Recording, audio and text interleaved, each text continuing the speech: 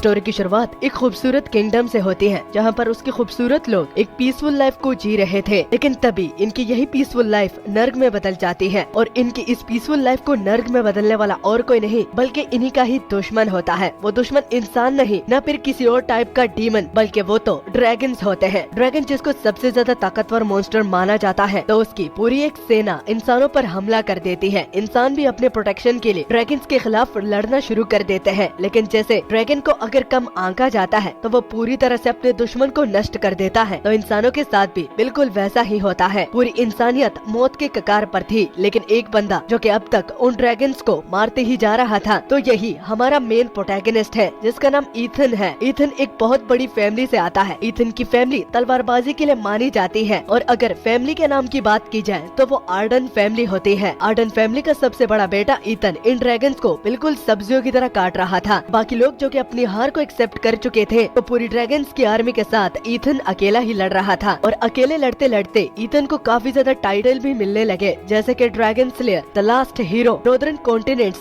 Best talent. बहुत सारे titles Ethan के नाम लग चुके थे। लेकिन आखिर ईथन भी तो एक इंसान ही है ना, तो आखिरकार वो भी अपनी लिमिट पर आ जाता है। ईथन जिसने अभी तक पूरे ड्रैगन्स की आर्मी को खत्म कर दिया था, तो लास्ट में उसका दुश्मन सिर्फ ड्रैगन किंग ही बचा था, जो कि इतना ज्यादा स्ट्रॉन्ग था कि ईथन खुद भी इस बात को एडमिट कर लेता है कि इससे पंगा लेना तो उसको काफी ज्यादा भारी पड़ रहा है। और अब जबकि एक इंसान अपनी हार को एक्सेप्ट कर लेता है, तो उसमें लड़ने की स्पिरिट पूरी तरह से क्रश हो जाती है, और बाकी लोगों की तरह ड्रैगन किंग के हाथों ईथन मारा जाता है। अपनी आखिरी पलों में ईथन अपने पिता की परछाई को भी देखता है, जिन्होंने मरने से पहले इस पूरे कॉन्टिनेंट को ईथन के हवाले किया था कि वही उसकी रक्षा करेगा। लेकिन वो तो अपने वादे को पूरा ही नहीं कर पाया, तो जितने भी टाइटल्स उसे मिले थे, तो वो खुद को इसका हकदार नहीं समझता। साथ में पता चलता है कि ईथन की एक सिस्टर भी थी, जो कि ड्रैगन के अटैक में मारी जा चुकी थी, और उसके फ्यूनरल में ईथन ने खुद के साथ वादा किया था कि वो इन ड्रैगन्स को मार डालेगा और पूरे कॉन्टिनेंट से इनका नामो निशान मिटा देगा। जंग में उसके अपने छोटे भाई भी शामिल थे, जिसको ईथन ने अपने आंखों के सामने जंग में खो दिया था। और इन्हीं कुछ रीजंस की वजह से उसे मरने पर काफी ज्यादा अफसोस हो रहा है कि उसने अभी तक बेमकसद की जिंदगी जीकर बहुत बड़ी गलती कर दी है। हालांकि उसने काफी कुछ किया है, लेकिन उन वादों को ना पूरा करने की वजह से वो खुद को कोसता हुआ आखिरकार मर जाता है। लेकिन नेक्स्ट अप सीन में जो ही वो अपनी आंखें खोलता है, तो अपनी सिस्टर को रोता हुआ पाता है। लेकिन ईथन को ये समझ में नहीं आ रहा था कि उसकी बहन आखिर जिंदा कैसे है। ईथन की बहन जो कि अपने भाई को होश में देखकर खुशी के आंसू रोने लगती है, तो वही अगली और ईथन जो कि ये सोचकर परेशान हो रहा था कि उसकी सिस्टर तो मारी जा चुकी थी, तो ये जिंदा कैसे है। सिर्फ सिस्टर ही नहीं, बल्कि अभी अभी तो वो भी ड्रैगन किंग के हाथों मर गया था, तो वो जिंदा कैसे है। गलतफहमी में आता हुआ ईथन जो कि ये समझ रहा था कि ये आफ्टर लाइफ है, यानी कि मरने के बाद जिंदगी, तो उसमें भी काफी ज्यादा डाउट्स उसे होते हैं, क्योंकि अपनी सिस्टर को इस तरह रोता हुआ देखना तो उसके लिए एक नॉर्मल बात थी। लेकिन उससे ज्यादा उसने जो कपड़े पहने हुए थे, तो उसकी ईथन को समझ में कुछ भी नहीं आ रहा था, क्योंकि उसने कभी भी अपनी सिस्टर को इस तरह नॉर्मल ड्रेस पहनते हुए नहीं देखा था। और अपने मन ही मन कहता है, सिस्टर मैंने कहा था ना कि मरने से पहले जितना हो सके तो उतना ज्यादा पैसा चैरिटी में देना, तो आफ्टर लाइफ आपकी काफी अच्छी गुजरेगी। लेकिन खैर ये आप इम्पोर्टेंट नहीं, मैं काफी थक चुका था और मुझे भी आराम करने की जरूरत थी। लेकिन उससे पहले वो अपनी सिस्टर का भी हालचाल पूछने लगता है। सिस्टर आप रो क्यों रही हैं? आप कैसी हैं? और जरा ये बताइएगा कि आफ्टर लाइफ के तौर तरीके कैसे होते हैं, मुझे आपसे ही सीखने में काफी अच्छा लगेगा। लेकिन सवाल का जवाब उसका सिस्टर कुछ अलग तरीके से देती है। वो उससे माफी मांगती है कि इसमें उसकी कोई गलती नहीं थी, अगर गलती का कोई हकदार था तो वो वही थी। तो दोबारा अगर ऐसा कुछ भी होता है, तो ईथन कुछ करने से पहले उसकी बहन से आके जरूर पूछेगा, तब आगे एक्शन लेगा। ये बातें ईथन को समझ में नहीं आ रही थी, और ऊपर से उसे भूख भी लगी थी, लेकिन वो तो नहीं कहता, लेकिन उसका पेट जरूर आवाज कह के उसकी बहन को इन्फॉर्म करता है कि वो तो भूखा है। ईथन की सिस्टर अब बहुत हंसने लगती है, और वो उसके लिए कुछ सूप का बंदोबस्त करने के लिए जा रही है, और उसे अपने बेड से उठने के लिए मना करती है। यहाँ पर ईथन को एक सरप्राइज की बात ये पता चलती है कि उसकी बहन को खाना बनाना भी आता है, और क्या वो अपने हाथों से बनाने के लिए जा रही है। तो उसकी सिस्टर का जवाब हाँ में होता है। ये सुनकर ईथन बहुत ज्यादा चौंक जाता है, क्योंकि आज तक उसकी सिस्टर ने कुछ ढंग का बनाया ही नहीं है, और आज वो अपने हाथों से सूप बनाने की बात कर रही है। ईथन की सिस्टर के कमरे से बाहर जाने के बाद ईथन एक बात को नोटिस करता है कि उसके बॉडी पर कुछ चीजें लगी हुई थी, और ये चीजें जिन इक्विपमेंट से आ रही थी, तो वो तो माना बॉल्स होते हैं, जो कि उन पेशेंट पर इस्तेमाल किया जाता है जो कि कोमा में होते हैं। और ईथन को ये बात याद नहीं आती कि कब वो कोमे में चला गया था, लेकिन अपनी बॉडी को फील करने के बाद वो इतना तो बता सकता है कि ये माना रश की वजह से है। अब माना रश क्या होता है, तो ये तो हमें आगे ही पता चलेगा। ईथन अपनी बॉडी में ये भी नोटिस कर पा रहा था कि उसमें बिल्कुल भी माना नहीं और न ही वो खड़ा हो सकता है। लेकिन तभी उसके दिमाग में एक आइडिया आ जाता है, जो चीज उसे कोमे से उठाने में मदद कर रही थी, तो वो उन्हीं का इस्तेमाल करके अपनी पूरी बॉडी में जान लाएगा। तो उन माना बोल्स का इस्तेमाल करके उसके अंदर जो स्प्रिंग ऑफ लाइफ फ्लूइड मौजूद है, तो ईथन उसको एब्जॉर्ब करने लगता है। कुछ ही पलों में उसकी पूरी बॉडी हील हो जाती है और जान में जान आने के बाद वो इतना तो कह सकता है कि फर्स्ट एड लेने की अब उसे कोई भी जरूरत नहीं है। इसी बीच उसकी सिस्टर भी सूप लेकर आ जाती है। वो जब ये नोटिस करती है कि ईथन इतनी बुरी कंडीशन में भी अपने बेड से उठ चुका है, तो तुरंत से उसे याद दिलाती है कि उसकी हालत बहुत खराब है। उसने कहा भी कि उसे बेड से नहीं उठना चाहिए, तो वो आखिर क्यों उठा। लेकिन ईथन अपनी सिस्टर को यह बात समझाता हुआ कि शायद उन्हें नजर नहीं आ रहा कि वो तो बिल्कुल परफेक्टली फाइन है। इस बात से ईथन की सिस्टर को हैरानी होती है, क्योंकि डॉक्टर ने बोला था कि ईथन को दोबारा खड़े होने में काफी अरसा लग सकता है, क्योंकि वो काफी टाइम कोमा में जो रहा है। अब आखिरकार ईथन पूछ लेता है कि वो कितने टाइम कोमा में था। तो जवाब सुनने पर उसके पैरों तले जमीन घिसक जाती है, क्योंकि वो पूरे 10 सालों तक कोमे में था। लेकिन आगे की डिटेल बताने से पहले उसकी सिस्टर इंसिस्ट करती है कि वो बेड पर लेट जाए, और ईथन वैसा ही करता है। और अपना सूप पीने से पहले वो अपनी सिस्टर से दोबारा वही सवाल करता है कि आफ्टर लाइफ कैसी रही है, और उसे माफ करना क्योंकि उसे यहाँ पर आए हुए ज्यादा टाइम भी नहीं हुआ, तो इसलिए ईथन को यहाँ के तौर तरीके पता नहीं है। इस बात को दोबारा सुनकर उसकी सिस्टर अब पूछने लगती है कि क्या वो ठीक तो है, क्योंकि वो बार बार किसी आफ्टर लाइफ की बात कर रहा है। लेकिन वो ये देख सकता है कि उसकी सिस्टर और वो सेफ एंड साउंड जिंदा है। तो वो सारी बातें जो कि ईथन को याद होती है, तो वो जब अपनी सिस्टर को बताता है, तो उन सारी बातों को सुनकर उसकी सिस्टर कहती है कि कोई भी नहीं मरा, सब लोग जिंदा है और ये रियलिटी है, इसको तुम आफ्टर लाइफ क्यों बुला रहे हो। ये सुनकर ईथन और भी ज्यादा चौंक जाता है, और अगर उसके हिसाब से ये रियलिटी है, तो वो अपनी सिस्टर की एज पूछता है। उसकी सिस्टर की एज 20 होती है, और जहाँ तक उसकी एज की बात हो रही है, तो सिस्टर से पता चलता है कि वो 19 साल का है। ये सुनकर ईथन के होश उड़ जाते हैं, क्योंकि वॉर जो थी, तो वो भी ईथन ने अपनी 19 साल की उम्र में लड़ी थी। तो क्या इसका मतलब ये है कि वो वॉर अब तक चल रही है। वो तुरंत से उस वॉर के बारे में और अपने फादर के बारे में पूछता है कि क्या अभी तक वो जंग जारी है, जिस पर सिस्टर कहती है दोबारा से वही सवाल। लगता है कोमे में रहकर तुमने अपनी मेमोरीज भी खो दी है, क्योंकि जंग कब की खत्म हो चुकी है। उस जंग को 15 साल हो चुके हैं और फादर उस जंग में मारे गए थे। तो ये सारी बातें ईथन को आखिर क्यों याद नहीं। एडिशनली वो ये भी बताती है कि उस जंग में उनकी फैमिली ने काफी कुछ खोया था, लेकिन आखिरकार उस मॉन्स्टर के साथ इन इंसानों ने हाथ मिलाकर निगोशिएशन से ये जंग खत्म कर दी। ये सुनकर ईथन का हाल बेहाल हो जाता है, क्योंकि अगर उसे याद हो तो ऐसा तो कभी भी नहीं हुआ था। लेकिन जैसा कि उसकी सिस्टर बार बार कह रही है कि ये आफ्टर लाइफ नहीं बल्कि रियलिटी है, तो ये रियलिटी इतनी चेंज क्यों है। ये रियलिटी उसके पास्ट की रियलिटी से काफी ज्यादा चेंज है। तो क्या इसका मतलब ये कि वो मरा नहीं बल्कि दूसरी बॉडी में रिग्रेस होके आया है। लेकिन अगर ऐसा हुआ भी तो ये वर्ल्ड इतने चेंज क्यों है। उसकी मेमोरीज के हिसाब से ये वर्ल्ड काफी अजीब तरह से चल रही है। और अब ईथन सर्वेंट्स के बारे में पूछता है कि सर्वेंट्स कहाँ है, सर्वेंट्स की जगह आप क्यों काम कर रही है। जिस पर उसकी सिस्टर हेसिटेट होके कहती है कि कोई भी नहीं है। एंड देन ईथन अब ट्रेजर के बारे में पूछता है कि फैमिली ट्रेजर कहाँ पर है, क्योंकि उसे बेचकर वो अपनी कंडीशंस को ठीक कर सकते हैं। लेकिन इस सवाल का भी रियलिटी चेक करवाती हुई उसकी बहन से पता चलता है कि उनके पास कोई भी खर्च करने के लिए एक्सपेंसेस नहीं है, और यही इनकी फैमिली के पास बचा है। ईथन को लग रहा था कि सिस्टर उससे किसी किस्म का मजाक कर रही है, लेकिन वो मजाक नहीं था। और अब ईथन के लिए भी ये काफी हैरान करने वाली थी। वो मर के दोबारा तो जिंदा हुआ है, लेकिन वो रियलिटी और ये वाली, इन दोनों के बीच आसमान और जमीन का अंतर है। ऊपर से यहाँ इस रियलिटी में उनकी फैमिली की हालत बहुत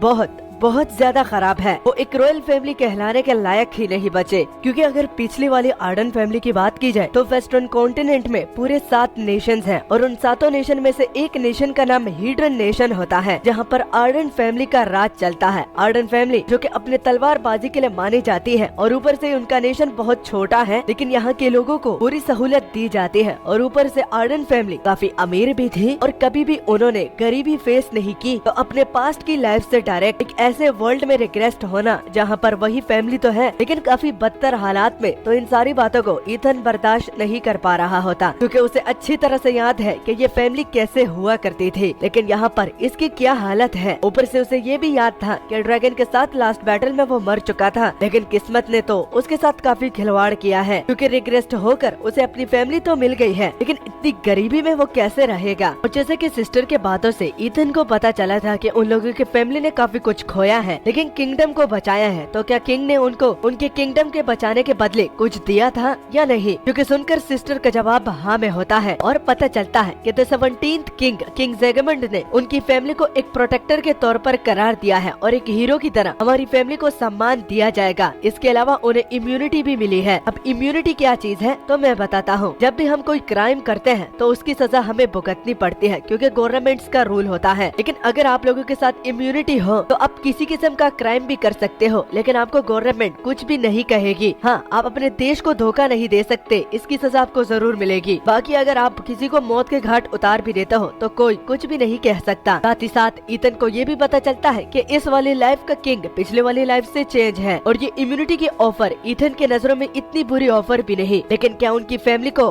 बस यही इनाम के तौर पर मिला था क्या? तो मालूम होता है कि किंग ने इम्यूनिटी के अलावा उन लोगों को काफी ज्यादा गोल्ड से भी नवाजा था। लेकिन अभी के लिए फिलहाल फैमिली उनकी रखवाली कर रही है ताकि बाद में जरूरत आने पर इसका इस्तेमाल कर सके। लेकिन अभी तो इससे पहले ईथन की सिस्टर ने बोला था कि आर्डन फैमिली में सिर्फ यही लोग बचे हैं, तो आखिर ये किस फैमिली की बात कर रही है? तो पता चलता है कि ये एक सीनेट्स नामी 10 लोग होते हैं जो कि टेम्पररली आर्डन फैमिली पर राज कर रही है और पूरी अथॉरिटी इन सीनेट्स के साथ है। और मजीद ईथन को ये भी पता चलता है कि किंग ज़ेगमंड ने खुद इन 10 लोगों को आर्डन फैमिली पर टेम्पररी रूल करने की इजाजत दी है, क्योंकि किंग ज़ेगमंड को कहीं न कहीं ये फील हो रहा था कि छोटी उम्र होने की वजह से ये इम्यूनिटी का गलत इस्तेमाल न कर दे। इस बात से ईथन को काफी गुस्सा आता है क्योंकि किंग ज़ेगमंड आर्डन फैमिली को बचाना चाहते थे, लेकिन अगली ओर उन्होंने खुद अपने हाथों से ही आर्डन फैमिली को डिस्ट्रॉय होने के लिए इजाजत दे दी। साथ में ईथन के पास्ट लाइफ में जो किंग था वो भी इम्पेकेबल था, लेकिन इस वाले किंग को देखने के बाद उस किंग के लिए ईथन के आंखों में इज्जत बढ़ गई। और सबसे चौंका देने वाली बात ये होती है कि इस आर्डन फैमिली का पैट्रियार्क तो ईथन ही बनेगा, लेकिन सेनेट्स ने इस मामले में भी अपनी दखल देकर इस ऑर्डर को भी पोस्टपोन्ड कर दिया है। सेनेट की इस हरकत का रीजन ईथन को समझ में आ जाता है, क्योंकि कहीं न कहीं सेनेट्स को डर लग रहा था कि ईथन उनकी जान ही ना ले ले, इसलिए तो वो हर एक पैतरे का इस्तेमाल कर रहे हैं कि वो ईथन को पैट्रियार्क बनने से रोक ले। पर ईथन भी कहीं न कहीं इस बात को एक्सेप्ट करता है कि अगर उसे पैट्रियार्क बनाया जाता तो वो तो कब का इन सेनेट्स को मौत के घाट उतार देता। बट इसका मतलब ये नहीं वो पैट्रियार्क नहीं बनना चाहता। अभी उसकी उम्र 19 साल है, लेकिन उसे 20 ईयर्स ओल्ड होने में अभी भी 8 महीने रहते हैं। इसमें से जितना भी उससे हो सका तो वो तैयारी करेगा। इसी बीच ईथन की सिस्टर रोने लग जाती है, क्योंकि जिस तरह की फैमिली के हालात चल रहे हैं तो वो उसको खुद का कसूरवार मानती है। अगर वो थोड़ा सा भी हिम्मत जुटाती तो ईथन के लिए ये सब कुछ चीजें इतनी मुश्किल ना होती। लेकिन यहाँ पर हमें एक और बात भी पता चलती है कि आखिर क्यों वो इन हालात को ठीक तरीके से संभाल नहीं पाए। तो स्टोरी पास्ट में चली जाती है जब ईथन 9 साल का था और उसे ये मालूम पड़ गया था कि अब उसके एंसेस्टर के साथ फैमिली विजन की स्किल भी जाने वाली है और फैमिली पैट्रियार्क फ्यूचर में वही बनेगा। खूब कड़ी मेहनत करने के बाद फैमिली विजन की स्किल उसने सीख ली थी, लेकिन जो ही उसने इस्तेमाल की तो माना रश की वजह से वो कोलैप्स कर गया और वो 10 सालों तक कोमे में रहा। इसमें उसकी सिस्टर की कोई भी गलती नहीं, क्योंकि उस वक्त सिस्टर की एज भी 10 साल की थी और बाकी सिबलिंग्स सिर्फ शेल ऑफ डिसेंडेंट थे। तो इन बड़ी फैमिलीज के खिलाफ वो कुछ भी नहीं कर पाए। प्रेजेंट में आने के बाद वो अपनी सिस्टर को शांत करवाता है। पूरी गलती उसकी नहीं, बल्कि अगर कसूरवार है तो वो ईथन ही है, क्योंकि उसने अपनी सिस्टर को बीच में ही छोड़ दिया। लेकिन ईथन की सिस्टर को इस बात से फर्क नहीं पड़ता कि फैमिली के हालात कैसे हैं। उसे तो जस्ट ये खुशी हो रही है कि ईथन कोमे से दोबारा वापस निकल आया है। इसमें ही रात हो जाती है और सोने से पहले ईथन इन सब मैटर्स के बारे में सोच रहा था, क्योंकि हालात बहुत बिगड़े हुए हैं। उसे ये पता नहीं कि वो दोबारा रिग्रेस्ट होकर यहाँ पर क्यों आया है और इसकी वजह क्या हो सकती है। लेकिन उसे ये जरूर पता है कि आज से उसे आगे क्या करना है। सबसे पहले इस 8 महीनों में उसे अपनी पुरानी स्ट्रेंथ को वापस गेन करना होगा और इन लोगों को सबक सिखाना होगा जो कि फैमिली के कास्ट आउट होने के बाद एडवांटेज ले रहे हैं। और ये सीनेट्स जो कि उनकी फैमिली पर बिना किसी अथॉरिटी के इस तरह रूल करते जा रहे हैं। और वो ठान लेता है कि चाहे जोन सी भी फैमिली ही क्यों ना हो, वो अगर उसके रास्ते में कांटा बनेगी तो उसे भी साथ में डिस्ट्रॉय कर देगा। देखते ही देखते सुबह हो जाती है। ईथन की सिस्टर ईथन के लिए काफी प्यारा सा खाना भी बना चुकी थी, बस अब उसे बुलाने की बारी होती है। लेकिन जो ही वो बाहर निकलती है तो वहाँ पर कुछ सर्वेंट्स खड़े होते हैं जो कि गप्पे लगाते लगाते काफी जोर जोर से हंस रहे थे। ईथन की सिस्टर का मूड ऑफ हो जाता है और उनमें से एक, जिसका नाम चैम्बरलाइन होता है, उसके पास जाकर यहाँ उनकी फैमिली को अकेला छोड़कर वैकेंट करने का ऑर्डर देती है। लेकिन वो बंदा जो कि एक सर्वेंट है तो रॉयल्टी के इस मेंबर के सामने उसकी अकड़ कुछ ज्यादा ही होती है। वो तो साफ साफ ये कहकर कि ऊपर से ऑर्डर मिला है और वो ऊपर के ऑर्डर्स को ही मानता है, तो वो उसकी बात को नहीं सुनेगा। कोई सोल्यूशन ना नजर आते हुए वो सीधा अपने भाई को उठाने के लिए जाती है। किचन की ओर बढ़ता हुआ ईथन भी इन सर्वेंट्स को नोटिस करता है और कल की बात को रिमाइंड करवा के कि उनकी सिस्टर ने तो बोला था कि यहाँ पर उनके साथ सर्वेंट्स मौजूद नहीं, तो आखिर ये लोग कौन हैं, जिस पर सिस्टर से पता चलता है कि इन सर्वेंट्स को उनकी फैमिली ने हायर नहीं किया, बल्कि बाकी फैमिली सपोर्ट के लिए इन्हें यहाँ पर भेजी है। लेकिन ईथन के लिए अजीब बात ये होती है कि ये सपोर्ट के लिए आए हैं तो ये गप्पे क्यों मार रहे हैं, अगर इनकी कोई यहाँ पर जरूरत नहीं तो इनको वापस ही भेज देते हैं। लेकिन ईथन की सिस्टर ये कहती हुई कि क्या उसे लगता है कि उनकी सिस्टर ने ये ट्राई नहीं किया। ईथन समझ जाता है कि यहाँ पर ये भी अकड़ दिखाने लगे हैं। वो खाने से बीच में उठता हुआ और अपनी सिस्टर से इजाजत लेता हुआ कि वो इन लोगों के साथ आराम से अकेले में बात करना चाहता है तो वो जल्दी वापस आ जाएगा। सीन दोबारा से उस सर्वेंट कैम्बरलाइन पर जाता है, जो कि बैठे बैठे हमें इस बात के बारे में बताता है कि इस फैमिली में जो भी यहाँ पर काम करता है तो पूरा दिन उसके मजे होते हैं और ऊपर से दुगना रिवॉर्ड भी उन लोगों को तनख्वाह के तौर में मिल जाता है, क्योंकि यहाँ से खबर ट्रांसफर करने का ही उनका सिर्फ काम है। पूरा दिन ऐश करो और आज की खबर अपर क्लास वालों को दे दो, बस यही काम करना, आखिर कौन छोड़ेगा। और अब जबकि एल्डेस्ट सन भी उठ चुके हैं तो इस खबर को देने के बाद उसे यकीन था कि अपर क्लास वाले उसे दुगनी अमाउंट देने को राजी हो जाएंगे, तो यहाँ से तो वो कभी भी नहीं जाना चाहता। लेकिन पीछे से कोई कैम्बरलाइन को आवाज देता हुआ जरा पीछे देखना, तो जो ही वो मुड़कर देखता है तो बंदे का चेहरा देखने से पहले उसके मुंह पर एक जोरदार का मुक्का पड़ता है, जिससे वो दूर जाके गिर जाता है। दर्द के मारे वो रियलाइज नहीं करता कि सामने तो एल्डेस्ट सन थे। उसे लग रहा था कि कोई और था तो वो उसे कमीना कह के बुलाता है, लेकिन बाद में रियलाइज करने के बाद कि गाली किसको दी है तो वो कपकपाने लगता है। वो ईथन को अपने करीब आने से मना करता है, क्योंकि कैम्बरलाइन को पता चल चुका था कि उसने एक बहुत बड़ी गलती कर दी है। लेकिन फिर भी उसकी इतनी हिम्मत कि डूक के बड़े बेटे को इस तरह गाली देना, तो वो उसे एक हाथ से उठा लेता है। कैम्बरलाइन की अकल अभी भी टिकाने नहीं आती, वो खुद को अभी भी इन लोगों से सुपीरियर मानता है। क्योंकि देख, ईथन कहता है, डूक के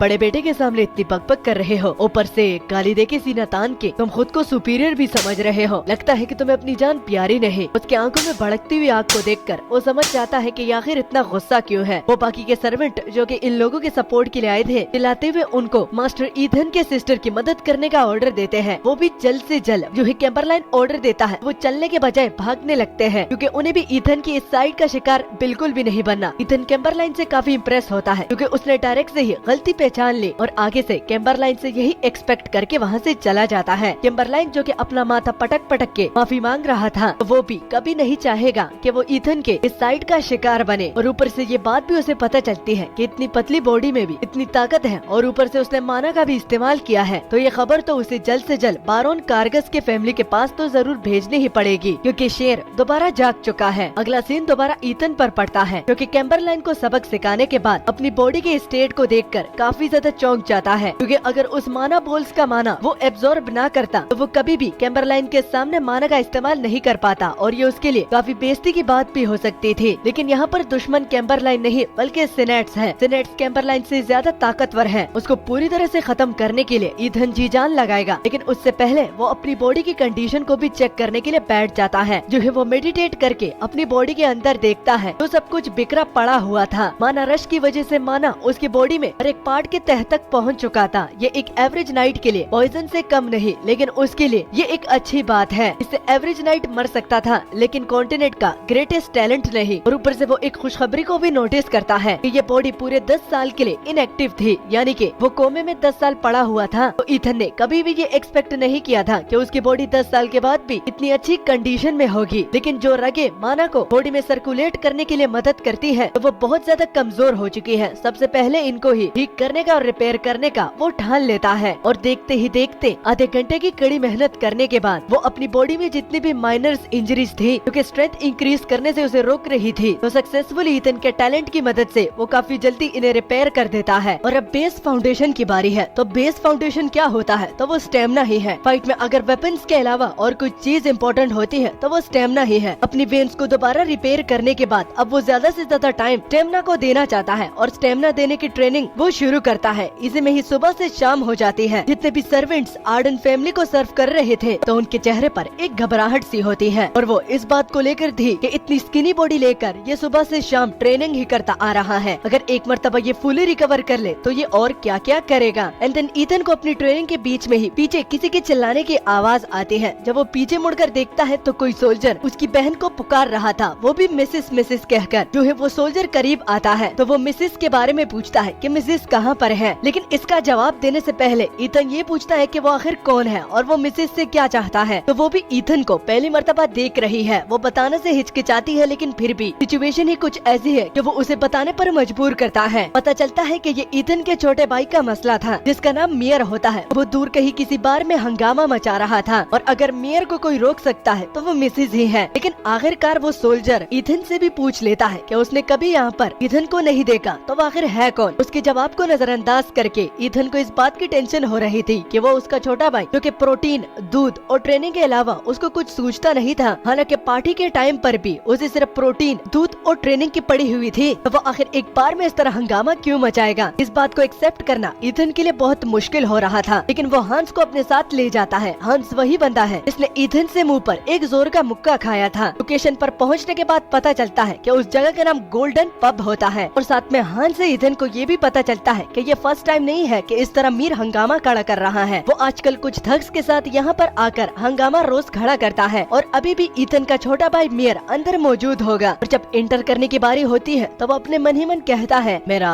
वो छोटा भाई जिसको कड़ी मेहनत के अलावा और कुछ सूझता नहीं था, तो क्या वो इतना बदल चुका है। आखिर मेरे छोटे भाई मीर, तुम्हें क्या हुआ है? ऐसी क्या मजबूरी है कि तुम इस तरह कुछ गुंडों के साथ यहाँ पर आकर रोज हंगामा खड़ा करते हो। सबसे पहले उसे मीर नजर आता है जो कि गुस्से में टेबलें इधर उधर फेंक रहा था और शराब की जिद कर रहा था कि उसे और पीना है। अपने छोटे भाई के इस तरह फेशियल एक्सप्रेशन को देखकर कि वो पहले से कितनी ज्यादा बदल चुकी है, तो ईथन को भी काफी बड़ा झटका लगता है। और इसी बीच अगली ओर वही गुंडे ईथन को नजर आते हैं, जिसकी वजह से उसका छोटा भाई मीर इस तरह हालत में है। वो हंस रहे थे और यही बात ईथन को सबसे ज्यादा चुभती है, इसलिए तो गुस्से में आता हुआ हमारा मेन प्रोटैगनिस्ट सीधा टेबल को गुस्से में ही तोड़ देता है ताकि सब लोगों का ध्यान उसकी ओर हो। एंड देन इसी बीच हम मीर के एक बैक फ्लैश को भी देखते हैं जो कि हमें ईथन की मेमोरी से ही पता चलता है कि कैसे उसका छोटा भाई मीर कितना डिपेंडेबल और रिलायबल था। लेकिन इस वाली रिग्रेस लाइफ में पता नहीं कि इसकी क्या मजबूरी रही होगी। और जब सीन दोबारा प्रेजेंट पर आता है तो मीर, जिसको टल्ली होके कुछ भी समझ में नहीं आ रहा था कि वो कितनी प्रॉब्लम क्रिएट कर रहा है, लेकिन इतना तो उसे समझ में आ जाता है कि वो अपने सामने अपने बड़े भाई को देख रहा है, लेकिन कंफर्म नहीं होता अपने छोटे भाई की ओर दोबारा देखकर कि पहले ये कितना निडर और फियर्सफुल बंदा था, लेकिन अब देखो क्या अजीब सी शक्लें बना रहा है। तो ये बात ईथन को काफी ज्यादा चुभती है और प्रेशर पॉइंट पर मार के वो अपने छोटे भाई को सुला देता है। एंड देन अगली ओर हान को वही गुंडे दिख जाते हैं जिन्होंने यंगेस्ट मास्टर की ये हालत की है। हान जैसे ही ईथन को योर हाइनेस कह के बुलाता है तो उन गुंडों को समझ में आ जाता है कि ये बंदा कौन है और ऊपर से इस बंदे के साथ इम्यूनिटी है, तो खुद के लिए वो किसी किस्म की भी प्रॉब्लम क्रिएट नहीं करना चाहते। वो झूठ बोलकर कि यंग मास्टर की उनको कुछ ज्यादा ही फिक्र हो रही थी, तो वो शॉप में किसी के आने का वेट कर रहे थे। और अब जबकि उनके फैमिली मेंबर्स आ चुके हैं तो वो इजाजत लेके यहाँ से जाना चाहते हैं। लेकिन क्या वहाँ से जाना इतना आसान होगा? तो बिल्कुल भी नहीं, क्योंकि ईथन के एक ही नजर से उस बंदे के रोंगटे खड़े हो जाते हैं और घबराते हुए वो ईथन से कहते हैं, योर हाइनेस, अपने छोटे भाई को ये जरूर बताइएगा कि मुझे उसके साथ एक ड्रिंक पीने में काफी मजा आया और अब अगर आपकी इजाजत हो तो मैं यहाँ से जाना चाहता हूँ। लेकिन सरेआम ये कहकर कि इजाजत तो वो देने वाले है ना, तो यहाँ से जाने की कोई भी जरूरत नहीं, क्योंकि उन्होंने उसके छोटे भाई के साथ इस तरह काम करके काफी बुरा किया है, इसका बदला तो जरूर ही लेगा।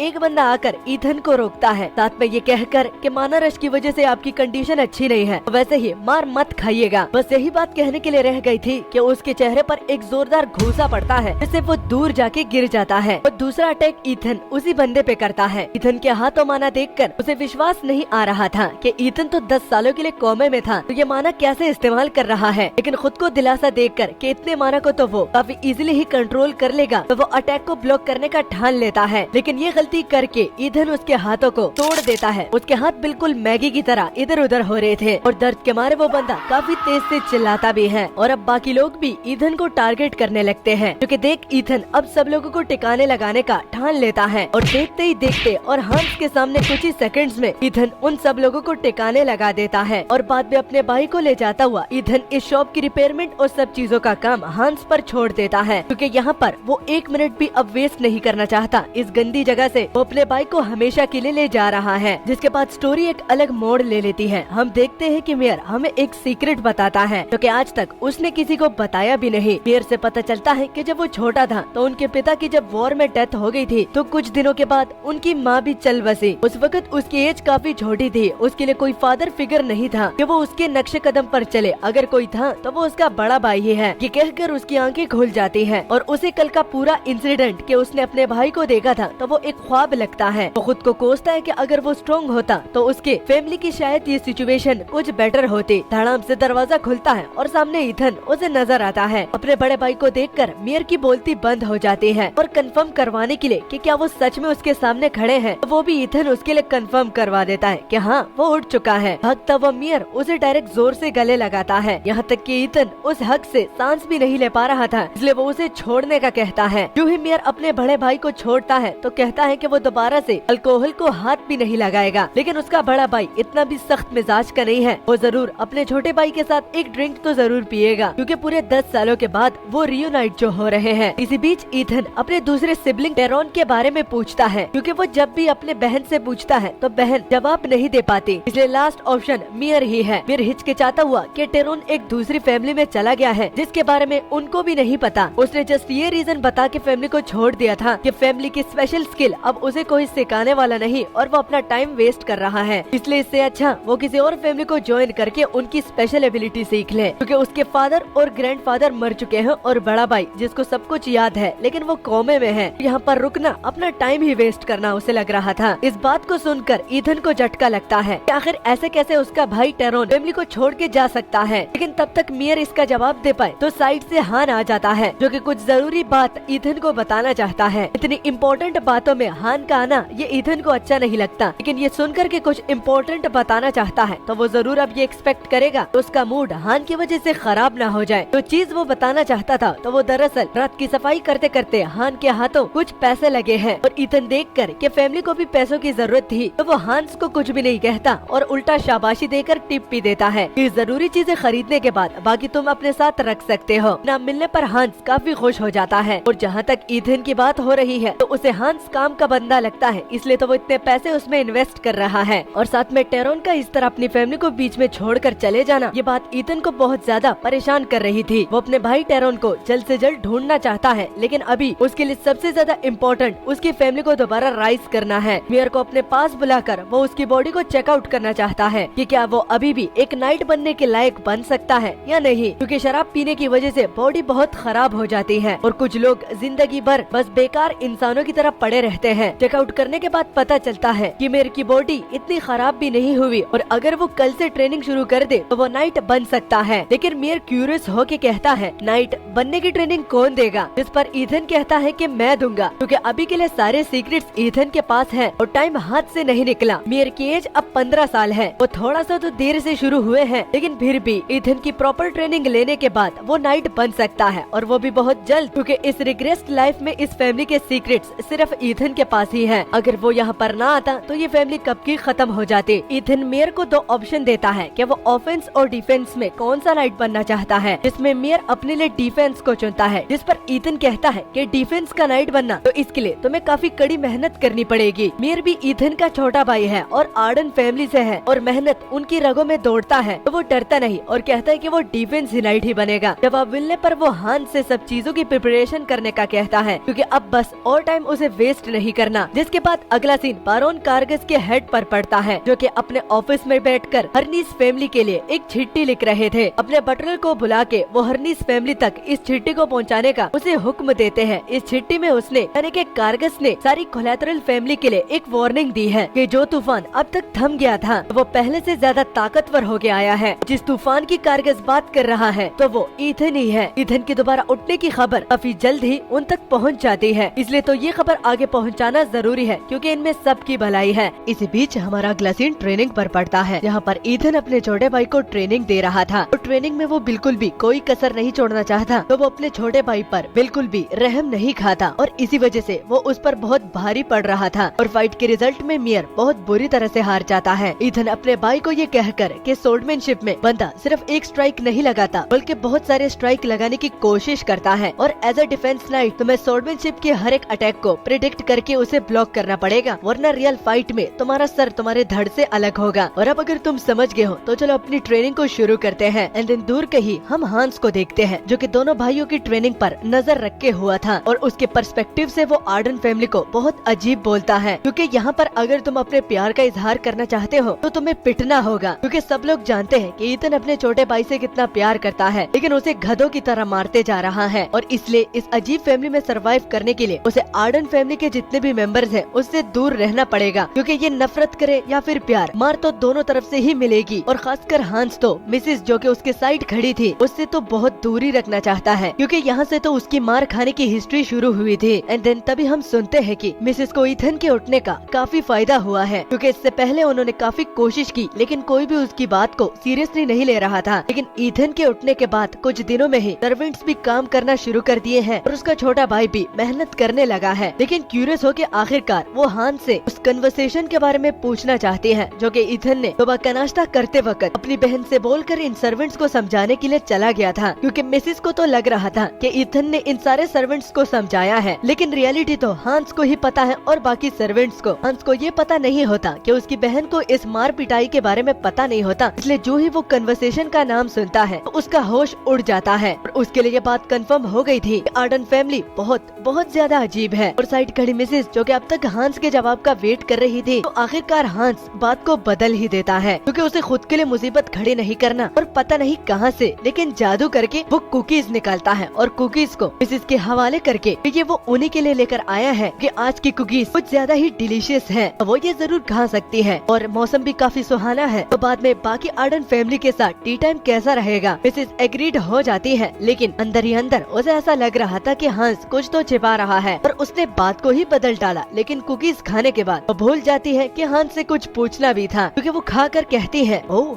वाकई में ये काफी डिलीशियस है। इसी बीच सीन दोबारा हांस पर शिफ्ट होता है। हमारे हांस ने खुद को एक डार्क रूम में बंद किया होता है, लेकिन वहाँ पर उसके सामने एक क्रिस्टल और कुछ छोटा सा पिल अपने सामने रखा होता है। वो उसके लिए काफी ज्यादा कॉशियस होता है, क्योंकि एक पिल उसकी पूरी मंथ की सैलरी के बराबर है और इस प्रोसेस में वो कुछ भी गड़बड़ नहीं करना चाहता। प्रोसेस सक्सेसफुल होने के बाद हम देखते हैं कि वो अभी तक कारगस के साथ कांटेक्ट में था। वो कारगस को आजकल की कुछ रिपोर्टें दे रहा था और कारगस तभी तो टाइम पर अपने ये लेटर्स बाकी फैमिलीज को भेज दिए थे, क्योंकि हांस से उसे लेटेस्ट खबर जो मिल रही है और आज की रिपोर्टें देने के बाद कि ईथन अपने छोटे भाई को भी ट्रेनिंग दे रहा है, तो इससे कारगस काफी इम्प्रेस हो जाता है कि बेटा बिल्कुल बाप पे गया है। और इसी तरह ही बढ़िया न्यूज वो अपनी एल्डर्स की मीटिंग तक सुनना चाहता है। तो हांस से वो बहुत कुछ एक्सपेक्ट कर रहे हैं, लेकिन हांस अपनी मजबूरी को सामने लाकर मास्टर ईथन काफी ज्यादा सख्त है, इसलिए रिपोर्ट देना उसके लिए काफी मुश्किल हो सकता है, तो दोबारा रिपोर्ट देने में टाइम लग सकता है। लेकिन कारगस ये कहकर कि अभी भी एल्डर मीटिंग में बहुत टाइम रहता है और एल्डर मीटिंग में अपर हैंड उनके डेस्टिनी में लिखा हुआ है, तो इसकी उसे कोई भी टेंशन नहीं लेनी चाहिए। सेपरेट में हांस को कुछ पैसे देने का भी वादा करता है और ये कहकर वो अपनी कॉल को काट देते हैं। और कॉल काटने पर हम हांस के रियल इंटेंशंस को देखते हैं। हमारे हान ने अभी तक ये डिसाइड नहीं किया कि वो कारगस के सपोर्ट में खड़ा रहना चाहता है या फिर मास्टर ईथन के साइड। वो जस्ट मौके आने का इंतजार कर रहा है कि जो जीतेगा उसी की ही वो साइड लेगा। और अगर इसी प्रोसेस के बीच उसे मुनाफा होता है, चाहे वो एक साइड से हो या फिर दोनों साइड से, तो वो दोनों के लिए काम करना चाहता है। भी पीछे से कोई दरवाजा खटखटाता है, इससे हमारा हाथ बहुत डर जाता है। पता चलता है कि कोई और सर्वेंट उसे इन्फॉर्म कर रहा था कि दोनों डूक ने अपनी ट्रेनिंग खत्म कर दी है। इस पर हाथ जवाब देता हुआ कि एक टॉवल और कोल्ड शावर साथ में कुछ टी का बंदोबस्त कर लीजिए। हांस खुद भी इस बात को एडमिट करता है, तो उसे ईथन से बहुत ज्यादा डर लगता है, इसलिए अभी के लिए तो वो जितना भी उससे दूर रहे और उसके नजरों में न आए तो उतना अच्छा होगा। इसी में ही कुछ दिन गुजर जाते हैं और दोबारा सीन ईथन और मीर के ट्रेनिंग पर पड़ता है और हम देखते हैं कि ईथन अपने छोटे भाई के प्रोसेस से काफी ज्यादा इम्प्रेस हो चुका था, क्योंकि इतना टाइम भी नहीं हुआ, लेकिन उसके फाइटिंग स्टाइल के साथ उसका छोटा भाई अडेप्ट कर रहा है। इसलिए वो फाइनल ब्लो जिसको मेयर आज तक ब्लॉक नहीं कर पाया, तो वो दोबारा करने का इरादा करता है। मेयर समझ जाता है कि ये तो वही फाइनल ब्लो है, इसलिए वो इस बारी पूरी कोशिश करेगा कि वो इसे सक्सेसफुली ब्लॉक करे। तो अटैक लैंड करने के बाद जब रिजल्ट्स पर हम देखते हैं तो मेयर ने सक्सेसफुली उस फाइनल ब्लो को ब्लॉक कर लिया था। वो खुशी से झूम उठता है और कहता है कि वो तो प्रोफेशनल बन चुका है, लेकिन अपने भाई से सिर पर एक हिट खाता हुआ कि इसमें बहुत टाइम रहता है और अभी के लिए तो उसने सिर्फ बेसिक अटैक को ही ब्लॉक किया था। तो खुशी में ओवर कॉन्फिडेंट अच्छा नहीं होता, लेकिन फिर भी उसके नेचुरल एबिलिटीज से वो काफी ज्यादा इम्प्रेस होता है। ईथन को यकीन था कि अगर वो इसी तरह ही ट्रेनिंग करता रहा तो वो बहुत जल्द एक ऑफिशियल नाइट को भी टक्कर दे सकता है। अभी अचानक से पीछे हांस आ जाता है, जिन्होंने ट्रेनिंग के रिसेस के लिए सब कुछ चीजें प्रिपेयर रखी थी। वो टॉवल दे के ईथन को मस्का भी लगाता है। उनका चेहरा पहले से और ज्यादा बेटर होता जा रहा है। डाइनिंग टेबल पर उन लोगों को ले जाता हुआ हांस आखिरकार अपना मुंह खोल के इस बात को खुद एडमिट करता है कि अभी कुछ ही दिनों पहले वो कारगस के साथ बात कर रहा था। इंटेंशन पेरेंट्स के बारे में भी बताता है कि कारगस उससे क्या चाहता है। तो ईथन पूछता है कि हांस ने फिर क्या जवाब दिया, इस पर हांस झूठ बोलता हुआ, मास्टर मैंने उसे बोला कि तेरी तो मैं तुम्हारा लॉयल कुत्ता नहीं, अब मैं मास्टर ईथन को सर्व करता हूँ, इसलिए दोबारा कांटेक्ट करने की जरूरत नहीं। गालियाँ मेरे बस मुंह से निकलने ही वाली थी, लेकिन आपने मुझे ऐसी आदतें नहीं सिखाई। ईथन समझ चुका था कि हांस झूठ पे झूठ बोलता जा रहा है और कहता है, परवरिश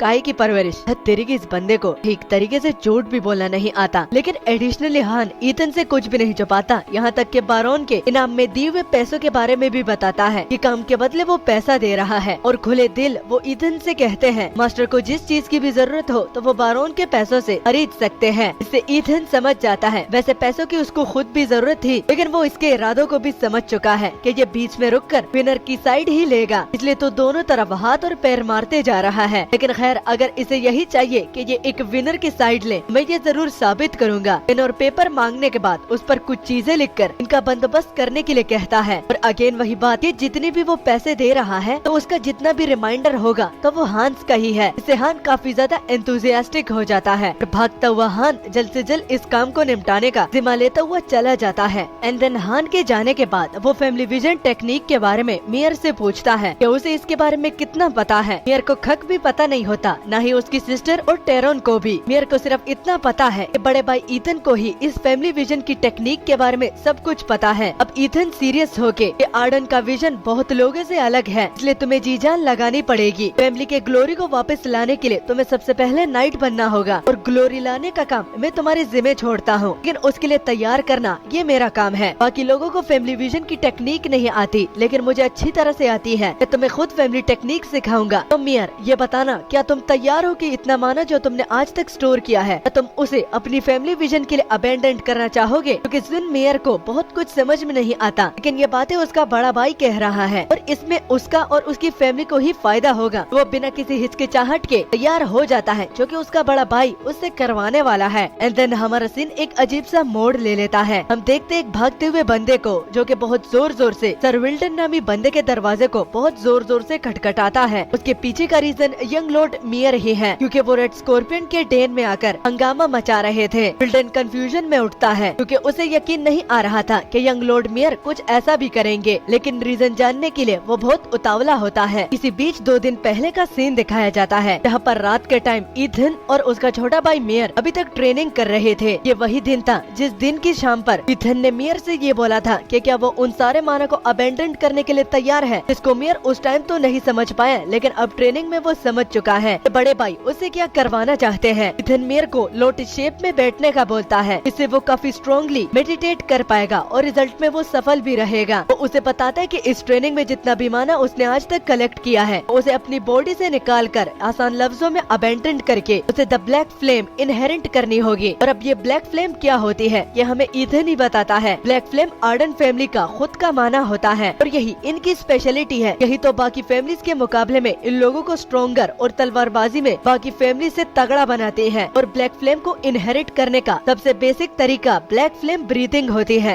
ऐसी ब्रीथिंग टेक्निक जिससे वो अपने पुराने माना को अबेंडन करके ब्लैक फ्लेम को इनहेरिट करेगा। डिटेल सुनने के बाद कि उसे आगे क्या करना है तो वो मेडिटेट करना शुरू करता है, जिसमें मियर को एक ही टाइम पर पुराने माना को अबेंडन करना और उसी टाइम पर ब्लैक फ्लेम को इनहेरिट करना होगा। मुश्किल होगा लेकिन धीरे से, चाहे जितना टाइम भी लगे, लेकिन उसे ये पूरा करना ही पड़ेगा, क्योंकि आर्डन फैमिली के डिसेंडेंट होने के नाते ये ब्रीथिंग टेक्निक एक बेसिक है। रात से आखिरकार सुबह हो जाती है। मियर इस प्रोसेस में सफल हो जाता है। उसके बॉडी के आर पार हम उस फ्लेम को देख सकते हैं। यही आर्डन फैमिली का खुद का माना होता है और अभी के लिए मियर उसे ठीक तरीके से कंट्रोल तो नहीं कर पा रहा, लेकिन ट्रेनिंग करने से ये स्टेबल हो जाएगा। जाता हुआ ईथन मियर को आज जितना चाहे रेस्ट करने का बोलता है, क्योंकि कल उसे मियर को अपने साथ कहीं पर लेकर जाना है, तो इसलिए रेस्ट करना बहुत इम्पोर्टेंट है। मियर क्यूरियस होता है, लेकिन वो अपने बड़े भाई से सवाल नहीं करता। इसी में ही अगला दिन आ भी जाता है। हांस ने उन लोगों का पता लगा लिया था। ये लोग रेड स्कॉर्पियन नाम से जाने जाते हैं। इन्होंने ही यंग मास्टर मियर को बिगाड़ने की कोशिश की थी। और एडिशनली हांस को ये भी पता चलता है कि यहाँ पर इनका ये जो बॉस है तो वो भी माना इस्तेमाल करना जानता है। ईथन को इस बात से फर्क नहीं पड़ता, वो तो डायरेक्ट ईथन को हल्ला बोल करने का कहता है। आराम से मियर दरवाजा खोलता हुआ उन लोगों का अटेंशन अपनी ओर करता है। जितने भी लोग वहाँ पर बैठे हुए थे तो वो यंग लॉर्ड मियर को जानते हैं और उनकी अजीब बातों को सुनकर वो यहाँ पर उन लोगों को सबक सिखाने के लिए आया है। तो वो उसे एक प्रैंक समझते हैं, लेकिन एक को एक जोर का चमाट देता हुआ बाकी लोग खुद ब खुद समझ जाते हैं कि यहाँ पर ये सीरियसली अपना बदला लेने के लिए आया है। अब ये सब कुछ ईथन ने क्यों किया, तो ये ईथन से ही हमें पता चलता है। वो ये सब कुछ इसलिए करना चाहता था क्योंकि आजकल वो ट्रेनिंग में कुछ ज्यादा ही बेटर कर रहा है, लेकिन अभी भी कुछ चीजें ऐसी है जो कि उसकी पोटेंशियल को रोक रही है। वो यही लोग थे और यही गिल्ट जो कि मियर फील कर रहा था कि उसने एक किस्म से अपनी फैमिली को धोखा दिया है, वो भी इन गुंडों का दोस्त बनकर। इसलिए तो मियर की ट्रू पोटेंशियल को जगाने के लिए वो यहाँ पर उसे लाया है। ये थोड़ा सा तो रिस्की है, लेकिन जो भी कैजुअलिटीज सामने फेस करनी पड़ेगी तो उसको ईथन खुद हैंडल करने का ठान लेता है। लेकिन तभी एक बंदा रियल वाली सोर्ड लेकर यंग लॉर्ड मियर पर हल्ला बोल देता है। उसको किसी वजह से मियर डॉज नहीं करता और सीधा हेड ऑन खाता है, क्योंकि देखकर ईथन को तो कुछ करना चाहिए था, लेकिन वो तो चुपचाप वहाँ पर खड़ा होकर मियर को शाबाशी देता है। अब इसके पीछे भी एक रीजन होता है। पता चलता है कि शाबाशी उसे इसलिए दी जा रही थी क्योंकि जिस पॉइंट पर मियर खड़ा है तो वो उसका एडवांटेज वाला पॉइंट है। अगर वो गलती से भी इस अटैक को डॉज करता तो वो अपने एडवांटेज वाले पॉइंट से हट जाता और कैजुअलिटीज इससे ज्यादा होती। अपनी बॉडी का एक पार्ट सेक्रीफाइस करके उसने अपना एडवांटेज पॉइंट बचा लिया। तो इस जजमेंट को देखकर ईथन काफी ज्यादा इम्प्रेस हो जाता है। वो हान से भी पूछता है कि उसका भाई कैसा कर रहा है। तो हान मुंह पे बोलता हुआ कि बहुत खूब, लेकिन अंदर ही अंदर वो इसी बात को दोहराया जा रहा था। बाप रे क्या सख्त लोंडा है, अपने छोटे भाई को इस तरह घायल होता देखकर अभी भी शाबाशी दे रहा है। नहीं नहीं नहीं नहीं नहीं, मैं इसको सर्व करूंगा, लेकिन इस जैसा बिल्कुल भी नहीं बनूंगा। एंड देन अचानक से वहाँ पर उसी वेल्डन नामी बंदे की एंट्री होती है, जो कि आते ही चिल्लाता हुआ सब लोगों को रोक देता है और वो सरेआम सब लोगों के सामने लॉर्ड मियर को धमकी देकर कि इसका हार जाना तो उसे भरना पड़ेगा तो दे देता है। विल्डन इस बात को नोटिस ही नहीं कर पाता कि लॉर्ड मियर अकेला नहीं, उसके साथ अपना बड़ा भाई भी आया है। और रियलाइज करने के बाद कि ये बंदा वही है जिसने उसके छोटे भाई के हाथों को ही तोड़ दिया था, तो इस बात को वो ईथन से कंफर्म भी करवाता है। हाँ भाइयों, विल्डन उसी बंदे का भाई है जिसने ईथन के साथ बार में फाइट करना चाहिए, लेकिन ईथन ने उसके हाथों को ही मैगी बना डाला। विल्डन बहुत कुछ करना चाहता है, लेकिन अभी के लिए उसे पेशेंस से काम लेना पड़ेगा। ऊपर से ईथन भी बहुत ज्यादा एरोगेंट होता है, इसलिए वो सबसे पहले इस खबर को बारोन कारगस तक पहुंचाना चाहता है। अच्छा, तो एक न्यू बात भी पता चली है, विल्डन भी बारोन कारगस के लिए ही काम करता है। विल्डन ये कहकर कि इस फाइट में रेड स्कॉर्पियन को कुछ ज्यादा ही नुकसान उठाना पड़ा है, वो इस मैटर को यानी कि अपने छोटे भाई के मैटर्स को बड़े भाई की मदद से ही सॉर्ट आउट करना चाहता है। ईथन को उसकी बात पर हंसी आती है, क्योंकि विल्डन किसी रॉयल फैमिली से नहीं, वो तो जस्ट एक गुंडा है। एक गुंडा रॉयल फैमिली के एक लॉर्ड को खराब करेगा और ऊपर से अच्छा बनने की भी कोशिश करेगा, तो ना बाबा ना। वो विल्डन के पास जाता हुआ अपने भाई को कहता है कि रुकना नहीं, इन कचरों को तो साफ ही करके जाना है और सबक भी सिखाना है कि रॉयल फैमिली के साथ, वो भी आर्डन की फैमिली के साथ, तो इसका अंजाम क्या होगा तो ये तो आज आर्डन फैमिली के डिसेंडेंट ही सिखाएंगे। विल्डन फाइट नहीं करना चाहता, लेकिन अगर मजबूर हो तो वो जरूर अटैक भी करेगा। इससे ईथन को कुछ फर्क नहीं पड़ता और वो भी अपने ब्लैक फ्लेम की एनर्जी को बाहर निकालता हुआ उसे चैलेंज देता है कि जो वो उखाड़ सकता है तो वो उखाड़ ले। आर्डन फैमिली की माना बाकी मानत से काफी चेंज होती है और वो इस बात को तुरंत से ही नोटिस कर लेता है। और जितने भी रूमर्स आर्डन फैमिली के माना के बारे में उसने सुने थे, तो वो खुद आज अपनी आंखों से उसे विटनेस कर रहा है, लेकिन खुद को दिलासा देता हुआ कि चाहे ये रॉयल फैमिली का माना हो या फिर किसी भी बकवास तरीके का माना हो, लेकिन ये माइटी विल्डन इतनी आसानी से हार नहीं मानने वाला। वो भी अपनी माना को रिलीज करता है, लेकिन ये उसकी खुद की माना नहीं होती और ये बात हमें ईथन से ही पता चलती है। वो अटैक बस लैंड करने ही वाला था और साथ में ये कहकर कि वो इस एक्ट को फिर बाद में रिग्रेट ना करे, तो ये कहकर वो ईथन पर हल्ला बोल देता है। लेकिन रिग्रेट वो भी ईथन को उल्टा उसके ही अटैक को डोज करके कहता है कि तुम ही ना रिग्रेट कर दो। वो बहुत सारे पंचेस एक ही सेकंड में उस पर लैंड करके उसे देखते ही देखते नॉकआउट कर देता है और उसमें फाइट करने की हिम्मत भी नहीं बचती। एंड देन इस बात को कंफर्म करवाने के लिए कि उसने ये टेक्निक और ये मानक कहाँ से सीखी है, सीखी नहीं बल्कि कहाँ से चुराई है, तो वो विल्डन से पूछता है। विल्डन पहले में तो कुछ नहीं बताता, लेकिन जब ईथन उसे गिरबान से पकड़ लेता है कि वो खुद उगलवाएगा, वो जोर जोर से कारगस डूक के बारे में उसे वो सारी बातें बता देता है कि टेक्निक से लेकर हर एक चीज तक कारगस फैमिली से ही उसे ऑर्डर मिला है और ये टेक्निक उन्होंने ही सिखाई है। एंड देन सीन हमारा पास्ट में चला जाता है, जहाँ पर विल्डन और कारगस के बीच ये एग्रीमेंट हुआ था, जहाँ पर कारगस ने खुद विल्डन को पर्सनली बुलाया था और उससे ये कहा था कि वो यंग लॉर्ड मियर को पूरी तरह से बिगाड़ दे। विल्डन करने को तो राजी हो जाता है, लेकिन इसमें टाइम लगेगा, लेकिन अगर वो जल्दी प्रोसेस चाहता है तो वो ड्रग्स का भी इस्तेमाल कर सकता है। लेकिन कारगस सस्पिशन नहीं बढ़ाना चाहता, इससे दोनों को खतरा हो सकता है, तो पूरे 3 साल उसे टाइम देता है कि इन 3 सालों में उसे लॉर्ड मियर को बिगाड़ना पड़ेगा। टाइम अच्छा खासा होता है, लेकिन हर एक काम के बदले कुछ दिया जाता है। कार्गस ने इस चीज का पहले से ही बंदोबस्त कर लिया था। वो विल्टन को एक स्क्रोल देता है और वो कोई आम स्क्रोल नहीं होता। ये बात हमें विल्टन खुद ही बताता है, क्योंकि जो स्क्रोल कार्गस ने दिया है तो वो उनकी फैमिली की यानी कि रॉयल फैमिली की ब्रीदिंग टेक्निक्स थे। और चाहे विल्टन जितना भी चेकआउट करे, लेकिन ये सच में बारोन कार्गस की ब्रीदिंग टेक्निक्स थे। और इसी एक स्क्रोल की मदद से कार्गस विल्टन को अपने अंडर ले लेता है। वो आगे भी फिजिकल ट्रेनिंग की टेक्निक्स देगा, क्योंकि आज के बाद वो फ्यूचर में विल्टन का इस्तेमाल करेंगे। जब सीन दोबारा प्रेजेंट पर आता है तो पता चलता है कि ये सारी चीजें ईथन एक मैजिकल क्रिस्टल में देख रहा था, जो कि एक रिकॉर्डर की तरह काम करता है। इस सिनेरियो पर ईथन को हंसी आती है, क्योंकि विल्टन की एक्टिंग को देखने के बाद कोई भी इस पर यकीन कर ले कि ये वाकई सच्चे दिल से कार्गस को सर्व कर रहा है। लेकिन इसने ये रिकॉर्ड क्यों किया, तो इसका ये मतलब कि ये कार्गस पर पूरी तरह से यकीन नहीं करता। इसी बीच हांस की भी एंट्री होती है और वो नीचे से खबर लेकर आया है कि नीचे रेड स्कॉर्पियन डैन के जितने भी बंदे थे तो उन सारों को यंग लॉर्ड मियर ने ठिकाने लगा दिया है। जब ईथन लीडर का पूछता है यानी कि विल्टन का, तो हांस से पता चलता है कि यंग लॉर्ड मियर ने उसको भी बांध लिया है। लेकिन अगर ईथन को पूछताछ करनी हो तो क्या वो उसको यहाँ पर ले आए। इस काम को करने से ईथन मना करता है, क्योंकि जो उसको चाहिए था तो वो उसके हाथों लग चुका है। इस मैजिकल ऑर्ब में इतना तो एविडेंस है जिससे उसका काम जरूरत से ज्यादा हो सकता है। और इसके अलावा विल्टन के साथ एक एग्रीमेंट करने के बाद वो डायरेक्ट एक आर्डन फैमिली के डिसेंडेंट को मारना चाहता था और बिगाड़ना भी चाहता था, जिसमें वो काफी सारे क्राइम्स यानी कि ड्रग्स, मर्डर्स और सब कुछ करने के लिए तैयार था। तो इन सब चीजों का एविडेंस लेकर वो बारोन कार्गस का काम तमाम कर सकता है, लेकिन अभी नहीं, क्योंकि अभी वो काफी वीक है। अगर ईथन को कदम लेना है तो सोच समझकर और संभल कर लेना पड़ेगा, क्योंकि यहाँ पर सिर्फ एक बंदे से नहीं बल्कि टोटल 10 बंदों से उसकी लड़ाई हो रही है। और इन 10 से 10 लोगों के साथ अपने अपने रॉयल नाइट्स हैं, जो कि हाई रैंकिंग के भी हो सकते हैं। और जहाँ तक वो अपनी करंट कंडीशन की बात करे तो ईथन ने फ्लेम को अभी पूरी तरह से एडजस्ट नहीं किया। उसने जस्ट अपनी हाथ की रगों में उसे एब्जॉर्ब किया है और जगह दी है। अभी बॉडी का हर एक पार्ट बाकी है और आखिर में ये पूरा प्रोसेस खत्म होने के बाद वो पूरी तरह से तैयार हो जाएगा इन 10 कोलैटरल फैमिली से लड़ने के लिए। और सबसे पहले जो उसका शिकार बनेगा तो वो बारोन कार्गस ही होगा। ईथन हांस से इस मैजिकल ऑर्ब को किसी जगह पर जो कि सेफ हो और इस चीज को खतरा ना हो वहाँ पर सेव करे, और इसके बदले जितना भी गोल्ड पड़ा हुआ है तो इसको वो ले सकता है। इससे हांस को बहुत मोटिवेशन मिलती है। मगर एक और कंडीशन भी थी, क्योंकि ईथन एक सीरियस सा फेस बना के कहता है, अगर जिंदा रहना है तो इस मैजिकल ऑर्ब के अंदर जो चीजें और जो बातें तुमने देखी तो उसको भूल जाना, वरना इस एविडेंस से तुम मर भी सकते हो और तुम्हारा पता भी नहीं चलेगा। जिसके बाद हमारा सीन कट होकर दोबारा बारोन कार्गस पर पड़ता है। बारोन कार्गस बहुत ही ज्यादा गुस्से में था, क्योंकि जब उसे पता चला कि उसकी फंडिंग लाइन जिसका जिम्मा उसने रेड स्कॉर्पियन वाले वेल्टन के हाथों दिया था तो वो पकड़ा जा चुका है, और उसके पकड़ जाने के पीछे और कोई नहीं बल्कि ईथन ही था। बारोन कार्गस अपना गुस्सा कंट्रोल नहीं कर पा रहा था। वो तो यहाँ तक ईथन को असैसिनेट करने का सोच रहा था, क्योंकि उसके पास इम्यूनिटी जो है वो चाहे जो भी करे, लेकिन गवर्नमेंट के रूल्स उसे कुछ भी नहीं कह सकते। तो अगर गवर्नमेंट कुछ नहीं कर सकता तो वो उसे असैसिनेट कर देगा। लेकिन इसमें भी उसे कुछ मसला बन सकता है कि अगर उसके टेरिटरी में और लैंड में इसको कोई मार देता है तो बाकी जो 10 कोलैटरल फैमिली है, तो जितने भी आज तक उन्होंने बुरे कांड किए हैं, तो वो एक एक करके सामने आ जाएंगे और फिर रिस्पॉन्सिबिलिटी बारोन कार्गस के शोल्डर्स पर आ जाएगी। इसलिए वो पूरा 2 महीना इसे बर्दाश्त करेगा, क्योंकि 2 महीनों के बाद एल्डर मीटिंग है और उसमें जरूर बारोन कार्गस को एक चांस तो मिलेगा ही मिलेगा। बारोन यही सोच रहे थे कि सामने से उसका बटलर आके उसे हंस की तरफ से एक चिट्ठी देता है। चिट्ठी को पढ़कर बारोन का गुस्सा और भी ज्यादा पीक तक पहुंच जाता है, क्योंकि जो प्राइस उसने बताया था जो कि वो खुद के लिए यानी कि इन्फॉर्मेशन के बदले लेगा, तो वो 100 गोल्ड कॉइन्स होते हैं। वो जरूरत से और पहले से कुछ ज्यादा मांग रहा था, लेकिन बारोन कार्गस देने के लिए तैयार हो जाते हैं। लेकिन शक तो उसका बढ़ चुका है, इसलिए वो बटलर से ये भी कहते हैं कि इस कमीने का पता लगाओ कि ये मेरे साइड है या फिर उसके साइड, क्योंकि मैं नहीं चाहता कि कोई छोटा सा बंदा मेरे साथ खिलवाड़ करे। एंड देन इसी में ही 3 दिन गुजर जाते हैं। हम देखते हैं कि आर्डन फैमिली हाउस की कंस्ट्रक्शन हो रही थी और उसको रेनोवेट भी करवाया जा रहा था। घर के अंदर सीन जाने के बाद सबसे पहले हम ईथन को देखते हैं। ईथन ने लगभग दोनों हाथों में उन मानों को पूरी तरह से एब्जॉर्ब कर लिया है, यानी कि माना होल वहाँ पर पूरी तरह से बना लिया है। पहले एक हाथ में उसने सिर्फ आधा ही माना होल बनाया था और अब उसने पूरे दोनों हाथों में माना होल्स को कंस्ट्रक्ट कर लिया है, और इससे ईथन अपने गोल के एक स्टेप और करीब आ चुका है। इसी बीच पीछे से हांस की एंट्री भी होती है। हांस जो कि सुबह सुबह अपने डूक को अपनी ग्रीटिंग्स पेश करता है, तो वो उससे ये भी कहता है कि नीचे उनके छोटे भाई मियर और उनकी बड़ी बहन उसका वेट कर रही है, और वो भी डाइनिंग हॉल में, क्योंकि खाना खाने का टाइम हो चुका है। क्योंकि सुन ईथन बिना और टाइम वेस्ट किए अपने कपड़े बदलता है, क्योंकि काफी ज्यादा फैशनेबल कपड़े थे और हम ये भी देख पा रहे हैं कि आर्डन हाउस अंदर से बहुत ज्यादा बदल चुका है और कंस्ट्रक्शन भी लगभग कंप्लीट हो चुकी थी। कंस्ट्रक्शन के पैसे कहाँ से आए तो ये हमें हान से तब पता चलता है जब वो ये ईथन से कहता है कि रेड स्कॉर्पियन के डेन में एक्सपेक्ट करने से ज्यादा ही उन्हें गोल्ड मिला था, तो वो सारा गोल्ड इस्तेमाल कर रहे हैं जिससे फैमिली का हाउस अच्छी तरह से रेनोवेट हो जाए। ईथन को इस बात से खुशी होती है कि हाउस रेनोवेट हो रहा है, लेकिन वो इतना सख्त मिजाज का भी नहीं कि पूरे पैसे घर पे लगाए। वो कुछ हांस और बाकी सर्वेंट्स को भी देना चाहता है, इसलिए इसका जिम्मा वो हांस के हवाले करता है और ये कहता हुआ ईथन वहाँ से चला जाता है। डाइनिंग हॉल में एंटर करने के बाद वो सबसे पहले देखता है अपनी सिस्टर को, जिसने बहुत सुंदर कपड़े पहने हुए थे और उस पर काफी जज भी रहे थे। अगर इस ड्रेस को किसी ने प्रिपेयर किया था तो ये उसकी सिस्टर से तब पता चलता है। वो तारीफ सुनने के बाद कहती है कि इस ड्रेस को हंस ने ही मेरे लिए चुना है। हंस की चॉइस को देखकर ईथन काफी ज्यादा इम्प्रेस हो जाता है और वो अपने मन ही मन कहता है, अब लग रहा है ना ये एक रॉयल हाउस। पहले तो नहीं कहा कबाड़ खाने में रह रहे थे, अब जाके कुछ ढंग का पहनने को मिला है और खाने को भी। और ईथन अपनी सिस्टर को भी गारंटी देता है कि वो फिक्र बिल्कुल भी ना करे, क्योंकि आज के बाद वो सुंदर इसी तरह ही ड्रेसेस और अच्छा और डिलीशियस खाना उसे हर रोज खिलाने को दिया जाएगा। और आखिरकार डाइनिंग टेबल पर बैठकर जब वो लोग खा रहे थे तो ईथन अपने छोटे भाई के उस वुंड्स के बारे में भी पूछता है जो कि रेड स्कॉर्पियन के डेन पर उसे लगी थी, जिस पर उसका छोटा भाई अपने बड़े भाई को टेंशन लेने से मना करता है, क्योंकि डॉक्टर ने बोला था कि एक हफ्ते के बाद वो टोटली ठीक हो जाएगा। एक हफ्ते का सुनकर ईथन के एक्सप्रेशन चेंज हो जाते हैं, लेकिन तभी वो दोनों से एक सवाल करता है कि क्या उन्हें इस फैमिली के ट्रेडिशन सेरेमनी के बारे में पता है, जिस पर उसकी बड़ी बहन कहती है कि उसने तो कभी भी नहीं सुना और सेम आंसर उसके छोटे भाई का भी होता है। ईथन ये सुनकर काफी ज्यादा चौंक जाता है और इससे ये बात तो कंफर्म हो जाती है कि यहाँ पर इस फैमिली के हर एक चीज को भुलाया गया है, इसलिए तो ये फैमिली इतनी ज्यादा पीछे है। लेकिन खैर उसके पास अपनी पास्ट की मेमोरी है तो वो इसका शुक्र भी मनाता है। एंड देन ईथन बाद में साइड खड़े हांस को एक बात बताता है कि वो नेक्स्ट वीक हंटिंग के लिए जा रहे हैं, वो भी पुष्कस माउंटेन में। तो जितनी भी तैयारियां करनी है तो वो इसका जिम्मा हांस के हवाले कर देता है। लेकिन एक बात उसे ये क्लियर करके कि पुष्कस माउंटेन में जो लोग भी हंटिंग के लिए जा रहे हैं तो उनमें से ईथन खुद, हांस भी होगा, उसका छोटा भाई और उसकी बड़ी बहन ही सिर्फ जाएंगे। सिर्फ यही 4 लोग पुष्कस माउंटेन नेक्स्ट वीक जाएंगे, जो कि सुन हांस को तो कुछ भी समझ में नहीं आता और सारी बातें उसके सिर के ऊपर से गुजर जाती है। एंड देन हम देखते हैं पूरे एक हफ्ते के बाद का टाइमलाइन, जहाँ पर हमारा स्क्वाड पूरे एक हफ्ते के बाद पुष्कस माउंटेन की उस चोटी पर आ जाते हैं जहाँ पर ईथन उन्हें लेकर आना चाहता था। उनका हुलिया बिगड़ चुका था जिसका रीजन हमें पता नहीं होता, लेकिन तभी अगर बात पता चलती है तो सिर्फ हमारे हांस से ही। हांस कहता है, बाप रे, मैं कभी